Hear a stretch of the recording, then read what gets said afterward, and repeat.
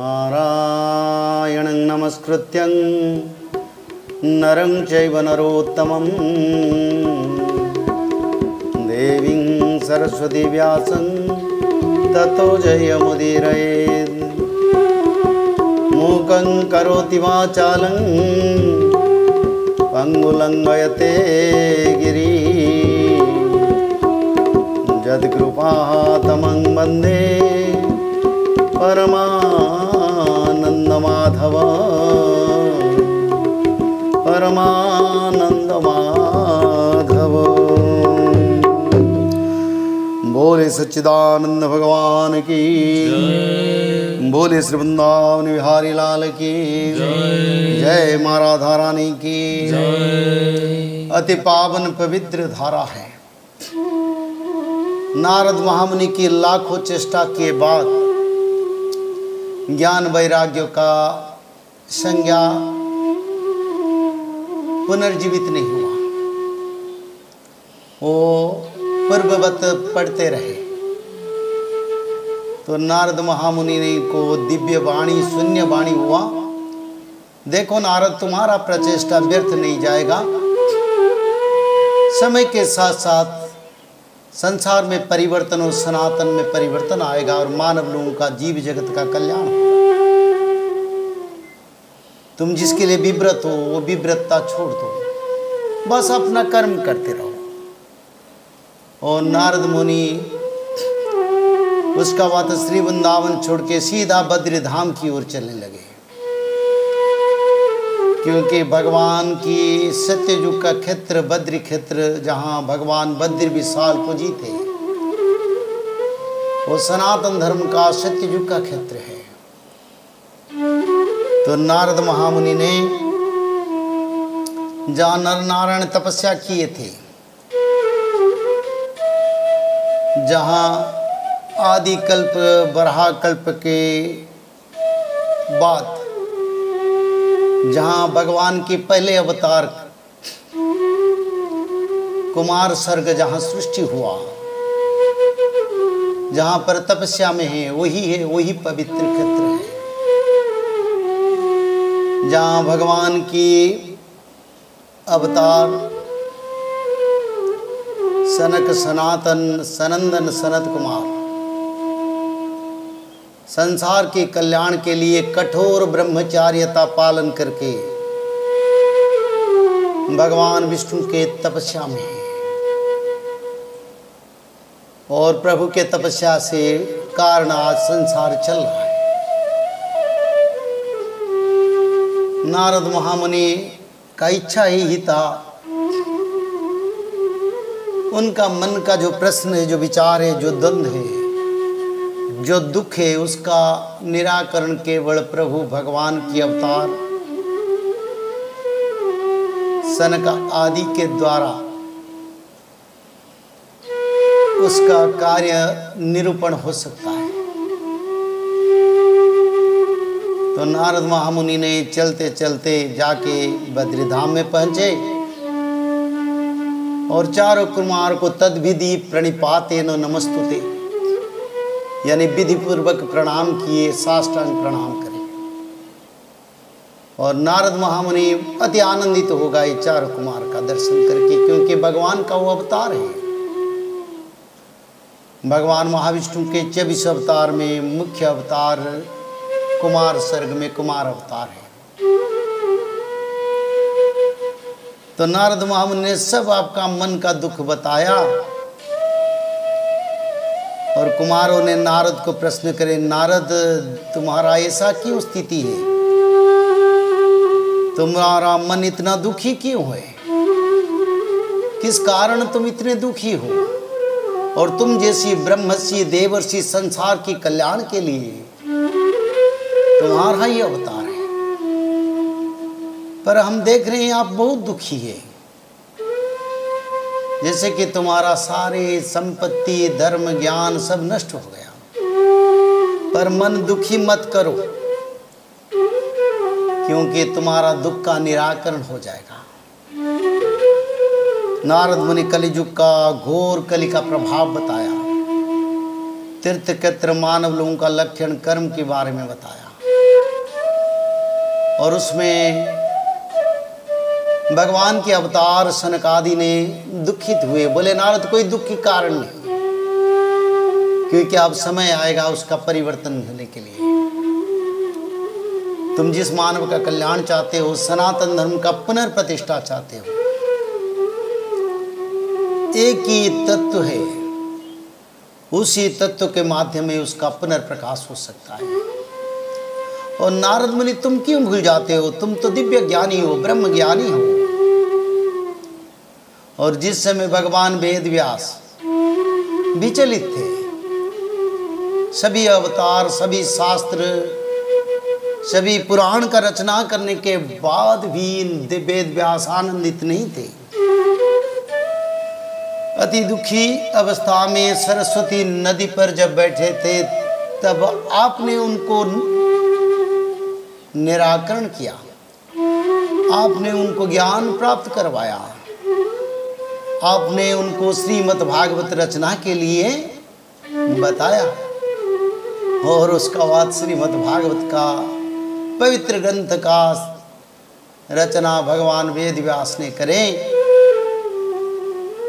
और सुखदेव के पवित्र धारा से परीक्षित राजा का देहांत हुआ, और 7 दिन में उनको वैकुंठ प्राप्ति हो गया। अगर 7 दिन शास्त्र को सुनने से वैकुंठ प्राप्ति हो जाता है तो दुखी क्यों? जिस समय परीक्षित राजा का देहांत हुआ, उससे नंदवंश का शासन तक कलियुग का आयु 1115 साल भोग हो गया था। शास्त्र के अनुसार आरभ्यो भवतो जन्म जावत नंदाभिषेचनम एतत् वर्ष सहस्रांशु शतं पंचदशोत्तरम। इसका अर्थ ये, जिस समय से भगवान के परम भक्त परीक्षित राजा का देहांत हुआ श्रीमद् भागवत सुन के, और परीक्षित राजा शासन से नंदवंश का शासन समय तक कलियुग को 1115 साल चल गया था। एक तत्व की ओर हम आते हैं, भागवत महात्म्य में हमने पढ़े हैं। जब पहला भागवत आया, वो भागवत 18 सहस्रेषु कृत्वा सत्यवती सुता, यानी सुखदेव ने परीक्षित राजा को 18,000 शुल्क का शास्त्र भागवत सुनाया था। और जो सुखदेव ने जो भागवत सुनाए थे, वही भागवत पहले बार सनक आदि ऋषियों ने नारद मुनि को बता रहे हैं। वही भागवत तत्व को मानव कल्याण के लिए प्रचार किया जाए। तो मन दुखी मत करो, और वही भागवत चर्चा ही उत्तम ज्ञान है। और श्रीमद् भागवत ध्वनि से सारे कलियुग का परंपरा, कर्म और मनुष्य लोग में जो प्रभाव है वो दूर हो जाएगा, और अपने आप प्रेम प्रदायिनी भक्ति देवी और उनके 2 पुत्र ज्ञान वैराग्य श्रीमद् भागवत स्थल पर पहुंचेंगे। और उसका बाद हर घर में, हर स्थान में भागवत तत्व के प्रभाव में मानव में परिवर्तन और सनातन धर्म का पुनर्प्रकाश हो सकता है। तो इसका कारण आपके दुख दूर करने के लिए, भक्ति माता ज्ञान वैराग्य को उज्जीवित करने के लिए श्रीमद् भागवत का कथा का आयोजन किया जाए। जैसे कि वृक्ष की पौधे जड़ से शरीर तक कोई मिठास नहीं रहता है, उसका फल में मिठास आता है, ऐसे भागवत तत्व एक सुंदर पवित्र अमृत फल है। निगम कल्पो तरो गलितं फलं सुख मुखा द्रव्य संयुक्तं पीवत भागवत रसमालयो मुहुरो रसिका भूभाविका। तो ऐसे सभी शास्त्र, सभी वेद का मूल तत्व भागवत ही फल है।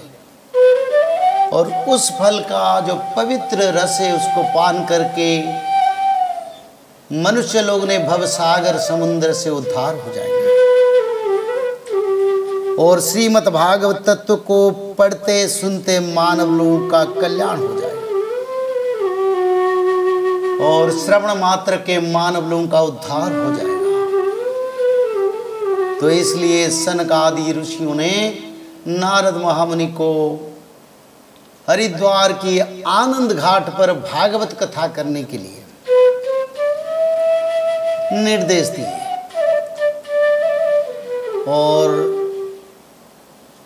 ऐसे पवित्र समय था जिस समय नारद महामुनि और नारद महामुनि के साथ सनक आदि मुनि ऋषियों ने भी आनंद घाट आके पहुंचे और भागवत कथा शुरुआत हुआ। आरंभ होते होते शुरू होते होते ज्ञान भक्ति वैराग्य सब भागवत क्षेत्र को आ गए और भारत की सभी ऋषि मुनि देवता यक्ष गंधर्व सभी आनंद घाट आ गए। भृगु वशिष्ठ च्यवन अगणित मुनि ऋषि देवता गंधर्व तंत्र मंत्र वेद वेदांत नदी तीर्थ पर्वत सभी उसी पवित्र क्षेत्र को आ गए एवं सभी मृत्युमंत यानी मृत्यु यानी जीवंत हो गए और अपना अपना स्थान पर बैठ के श्रीमद् भागवत की पवित्र क्षेत्र में भगवान की स्मरण करें। और स्वयं भगवान रे भगवान भगवतानं मुखस्खलितमाक्षरं त्र्यक्षरं महाबीजं अनन्तं तं नियोजयेत् चतुर्विंशति ब्रह्माणं चतुर्श्लोके च नारायणः नारद दशमश्लोके व्यासं शैव शतानि च।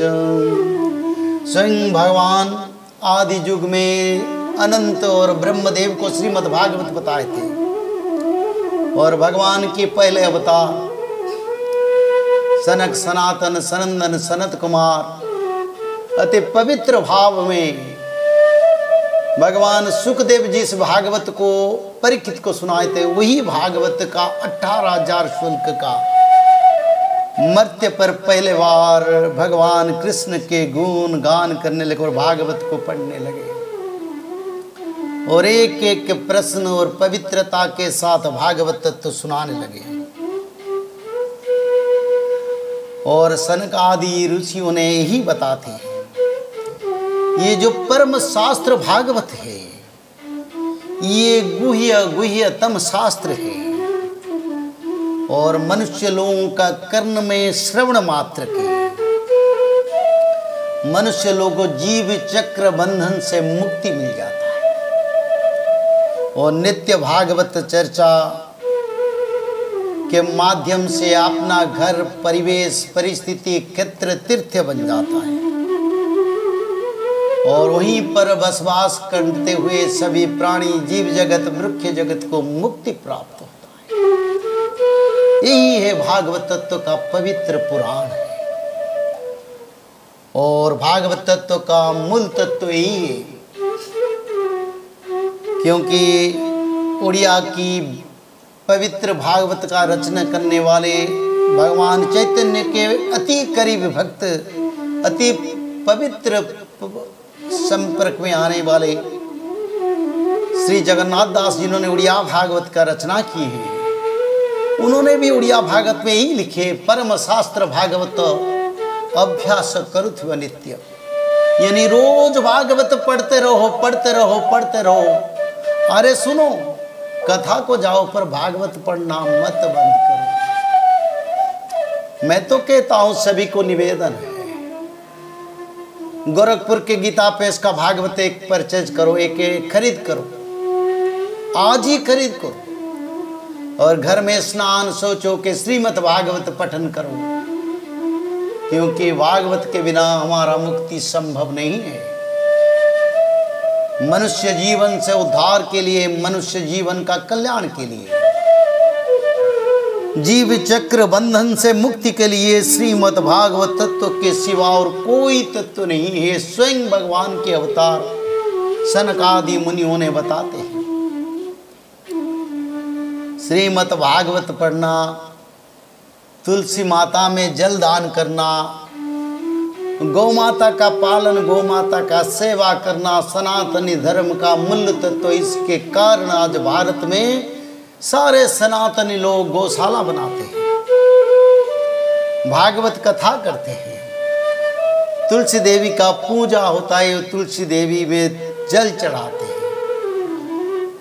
तो सनकादि ऋषियों ने यही बताया था, यही है मानव के लिए उत्तम कार्य। इसके माध्यम से कली युग से मनुष्य लोग उद्धार पा सकते हैं। तो वहीं से पहले बार सप्ताह विधि यानी 7 दिन भागवत कथा का प्रचलन हुआ। और सत्ययुग का भी संख्या 7 है, 17 है, 27 है। और भागवत कथा 7 दिन यानी सत्य का प्रकाश के लिए।